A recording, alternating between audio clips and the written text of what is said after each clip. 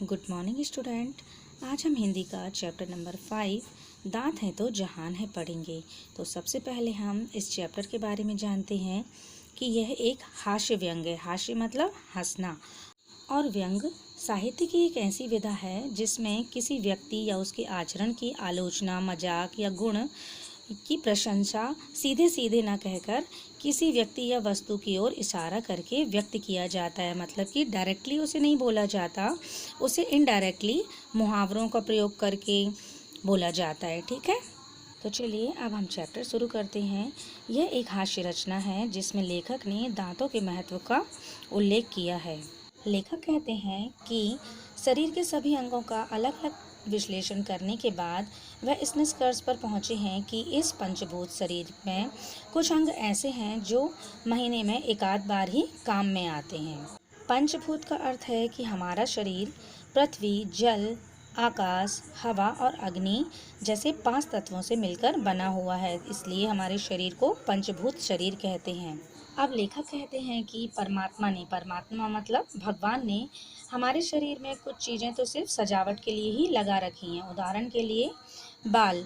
लेखक कहते हैं कि बताओ अगर क्या गंजे आदमी की कार्य क्षमता किसी बाल वाले आदमी से कम होती है क्या? बाल हों या ना हो, कोई विशेष अंतर तो नहीं पड़ता है।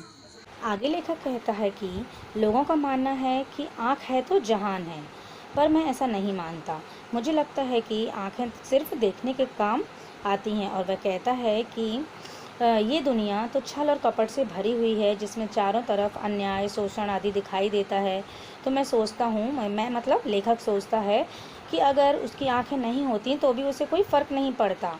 अब क्या करें, जब तक कि मेरी आँखें शरीर से चिपकी हैं तो अच्छा बुरा सब देखना पड़ेगा। लेखक के लिए तो शरीर में सबसे महत्वपूर्ण दांत ही हैं। वो मानते हैं कि दांत है तो जहान है। इसे समझाने के लिए उन्होंने एक उदाहरण दिया है कि अगर सांप के दांत निकाल दें तो उसका सांप होना ही बेकार है, क्योंकि सांप तो दांतों से ही काटता है। मतलब अगर सांप के दांत नहीं होंगे, उसके दांत निकाल दिए जाएं तो सांप का अस्तित्व ही खत्म हो जाएगा। ऐसे ही अगर कुत्ते के दांत निकाल दें तो वह कितना भी भौंकता रहे, उसे कोई डरेगा ही नहीं। सही बात है ना कि कुत्ते के दांत की वजह से तो लोग डरते हैं कि वो काट देगा। इसी तरह मनुष्यों के लिए भी दांत बहुत महत्वपूर्ण हैं। भले ही मनुष्य किसी को नहीं काटता, पर उसका मनोवैज्ञानिक प्रभाव तो रहता ही है। मतलब मुसीबत के समय ये दांत मनुष्य के लिए एक हथियार के रूप में भी काम आ सकते हैं। आगे लेखक बंदर का उदाहरण देते हुए कहता है कि बंदर अपने बड़े बड़े दांतों को दिखाकर सबको डरा देता है। अगर देखते ना हम, अगर बंदर को हम परेशान करते हैं या बच्चे लोग उसे छेड़ते हैं तो वो कैसे बड़े बड़े दांत को दिखाकर डरा देता है और हम सब लोग डर के दूर भाग जाते हैं।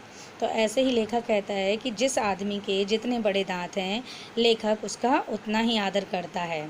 और कहता है कि बड़े और लंबे दांत वाले लोगों को सबसे बड़ा लाभ यह है कि उसको चेहरे के हाव भाव बदलने की आवश्यकता नहीं होती, क्योंकि खुशी के अवसर पर लंबे दांतों वाला आदमी ना हंसते हुए भी हंसता हुआ दिखाई देता है और दुख के अवसर पर भी दांतों को दिखाकर वह अपना दुख आसानी से व्यक्त कर सकता है। अब देखिए आगे लेखक हाथी के बारे में बताता है। लेखक कहता है कि लगता है कि हाथी को दांतों का कुछ ज़्यादा ही महत्व समझ में आया, इसलिए तो उसने दांतों का डबल सेट लगवा लिया, दिखाने के लिए कुछ और खाने के लिए कुछ और। आगे कहता है लेखक कि जरूर उसने लंबे दांतों वाले आदमी को देखकर ही ऐसा किया होगा। दांतों के बिना ना तो मनुष्य रो सकता है ना हंस सकता है, और जब हमें किसी को इम्प्रेस करना होता है या अपना काम निकलवाना होता है तब हमें अच्छी सी मुस्कुराहट देनी पड़ती है। और अगर हमारे दांत नहीं होंगे तो हम अच्छे से कैसे मुस्कुराएंगे, है ना? तो फिर इसलिए भी दांत ज़्यादा ज़रूरी हैं। दांतों के ऊपर तो बहुत सारे मुहावरे भी बने हैं, जैसे दांतों तले उंगली दबाना। इसका अर्थ है आश्चर्यचकित होना। मतलब जिसके मुंह में दांत नहीं होंगे तो वह ऐसा भी नहीं कर सकता। अब देखिए लेखक को लगता है कि सर्दी का एहसास भी दांत किटकिटाने से ही होता है। मतलब जब कड़ाके की सर्दी होती है तो हमारे दांत किटकिटाने लगते हैं। मतलब कि अगर बहुत कड़ाके की सर्दी हो तो हमारे दांत किटकिटाने चाहिए, और है ना, तभी कड़ाके की सर्दी मानी जाएगी। और दांत तो इतने महत्वपूर्ण हैं, तभी तो लोग दांतों में सोने चांदी के तार लगवाते हैं।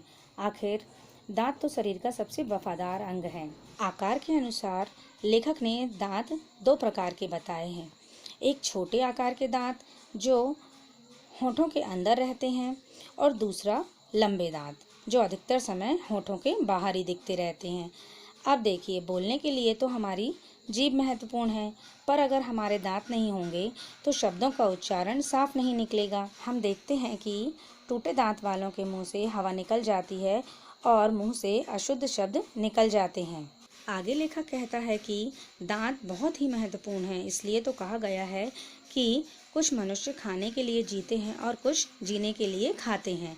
तो बात तो एक ही हुई ना, कि दोनों खाते तो हैं और खाने के लिए दांतों की जरूरत होती है। अतः बहुमत के आधार पर दांत ही सर्वोपरि हैं।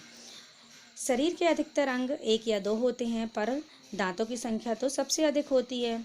और अंत में लेखक भगवान से प्रार्थना करता है कि भले ही हे भगवान, भले ही मेरी आँख फोड़ देना, टांग तोड़ देना, पर मेरी इस बत्तीसी को सही सलामत बनाए रखना। तो बच्चों, देखा आप लोग ने लेखक ने दांतों का कितना महत्व बताया है। तो आप लोग भी अपने दांतों को हमेशा साफ रखें, रोज ब्रश करें और मजबूत रखें। ठीक है, आया समझ में चैप्टर सबको? चलिए अब मिलते हैं हम अपनी अगली क्लास में। Thank you.